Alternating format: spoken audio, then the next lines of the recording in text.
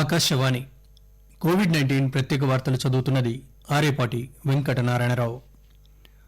తెలంగాణ రాష్ట్రంలో మరో 925 కొత్త కోవిడ్ కేసులు నమోదయ్యాయి. గడిచిన 24 గంటల్లో 42,000కు పైగా పరీక్షలు చేయగా 925 మందికి కరోనా వైరస్ పాజిటివ్గా నిర్ధారణ కావడంతో రాష్ట్రంలో ఇంతవరకు కోవిడ్ సోకిన వారి సంఖ్య 2,62,653కు చేరింది. రాష్ట్ర వైద్య ఆరోగ్య శాఖ ఈ ఉదయం విడుదల చేసిన తాజా బులెటిన్ ప్రకారం కోవిడ్ నుంచి నిన్న మరో 1,367 మంది కోలుకున్నారు. దీంతో రాష్ట్రంలో కోవిడ్ రికవరీల రేటు స్వల్పంగా మెరుగుపడి 94.86% నమోదైంది. ఇంతవరకు కోలుకున్న వారి సంఖ్య 2,49,157కు పెరిగింది. ప్రస్తుతం రాష్ట్రంలో 12,000కు పైగా యాక్టివ్ కేసులున్నాయి. ఇందులో 9,000 మంది పైగా హోం ఐసోలేషన్లో ఉన్నారు. కాగా నిన్న మరో 3 మరణించడంతో రాష్ట్రంలో కోవిడ్ సంబంధిత ఇతర సమస్యలతో మరణించిన వారి సంఖ్య 1,426గా నమోదైంది.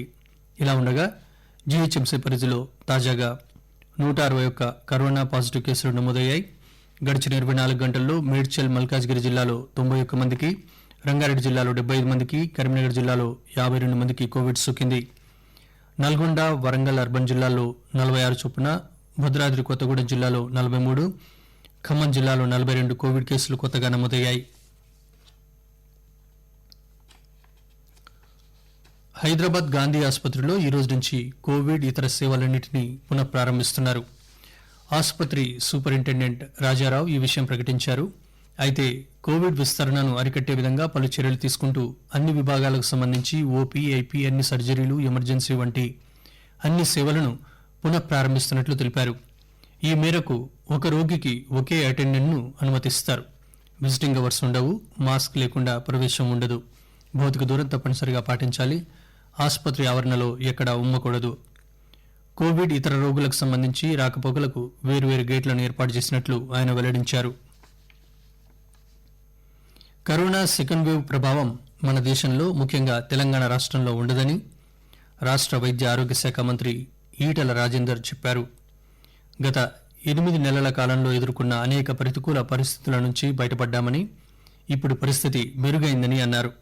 ఇంకా భయపడి ఆర్థికంగా చితికిపోవాల్సిన అవసరం లేదని తన వ్యక్తిగత అభిప్రాయంగా చెప్పారు.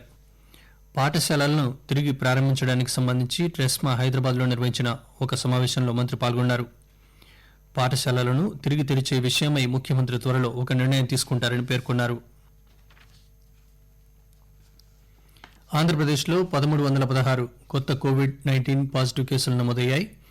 రాష్ట్రంలో 821 మంది రికవర్ అయ్యారని విజయవాడ కోవిడ్ నోడల్ అధికారి తెలిపారు.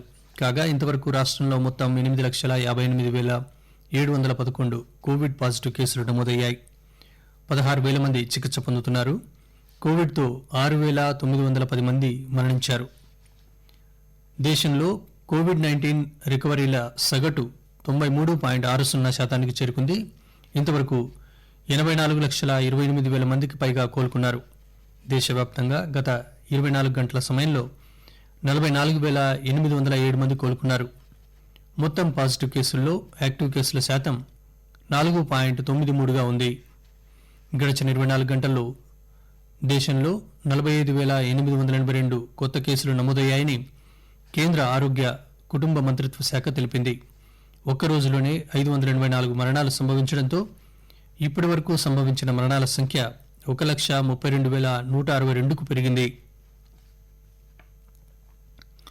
కోవిడ్ నిబంధనలకు అనుగుణంగా రాష్ట్రంలోని జోగులాంబ, గద్వాల జిల్లాలో తుంగభద్ర పుష్కరాలు నిన్న వైభవంగా ప్రారంభమయ్యాయి. జోగులాంబ, గద్వాల జిల్లాలోని ఆలంపూర్, రాజోలి, పుల్లూర్, వేణుసొంపూర్లో ఏర్పాటు చేసిన ప్రధాన ఘాట్లలో ప్రజలు ప్రత్యేక పూజలు, పిండ ప్రదానాలు చేసేందుకు అనుమతిస్తున్నారు.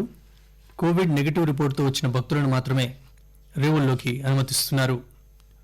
పుష్కర ఘాట్ల వద్ద థర్మల్ స్క్రీనింగ్ పరీక్షలు నిర్వహించి శరీర ఉష్ణోగ్రతలు సాధారణ స్థాయిలో ఉన్నవారిని మాత్రమే ఘాట్ల వద్దకు అనుమతిస్తున్నారు. పుష్కరాలు వచ్చే నెల 1 వరకు కొనసాగుతాయి. ఆకాశవాణి కోవిడ్-19 ప్రత్యేక వార్తలు ఇంతటితో సమాప్తం.